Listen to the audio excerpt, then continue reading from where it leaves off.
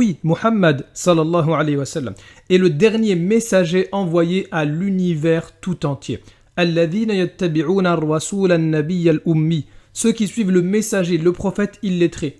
Alladhi yajidunahu maktuban 'indahum fi at-tawrat wal-injil, qu'ils trouvent écrit chez eux dans la Torah et l'Évangile. Eh bien, malgré les modifications qu'ont pu subir la Torah et l'Évangile que l'on possède aujourd'hui, on retrouve encore des preuves irréfutables de la prophétie de Muhammad sallallahu alayhi wa sallam. Eh bien, commençons par le premier livre de la Torah, la Genèse. Dieu promet à Abraham alayhi salam que son fils Ismaïl alayhi salam sera béni et deviendra une grande nation. Genèse chapitre 17 verset 20. À l'égard d'Ismaël, je t'ai exaucé. Voici, je le bénirai, je le rendrai fécond et je le multiplierai à l'infini. Il engendrera 12 princes et je ferai de lui une grande nation. La nation d'Ismaïl alayhi salam n'est devenue une grande nation qu'avec l'islam. Et toute personne qui prétend que cette nation a pour prophète un imposteur fait du Dieu de la Bible un menteur. Car la nation d'Ismaël n'est que le résultat de la prière d'Abraham que Dieu a exaucée et Dieu a béni Ismaël. Comment Dieu ferait naître d'une bénédiction et d'une prière exaucée une nation satanique si l'islam ne venait pas de Dieu? Et Dieu va même jusqu'à sauver Ismaïl alayhi salam de la mort, car il doit devenir une grande nation.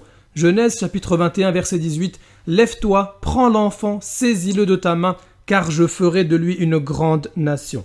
Après Abraham alayhi salam, la nation d'Ismaïl sera mise de côté et Dieu fera son alliance avec la nation d'Israël, descendant d'Isaac alayhi salam, frère d'Ismaïl alayhi salam.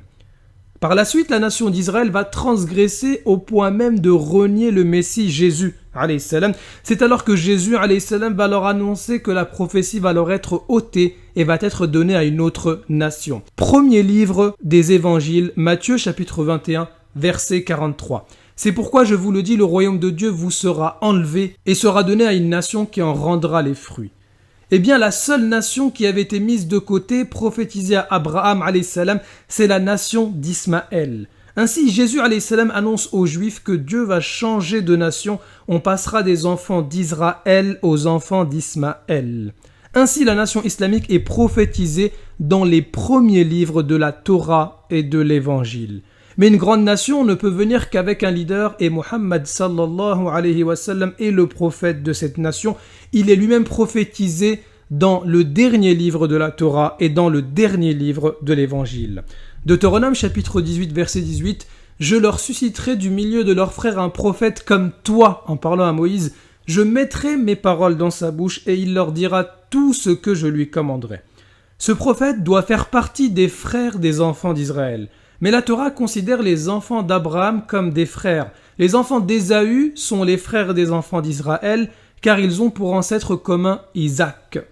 De même, les enfants d'Israël sont les frères des enfants d'Ismaël, car ils ont pour ancêtre commun Abraham. Alors qui est ce prophète qui est comme Moïse? C'est vrai qu'on pourrait dire que ce prophète est Jésus alayhi salam, mais alors dans ce cas, Jésus alayhi salam doit être comme Moïse et donc il n'est pas Dieu.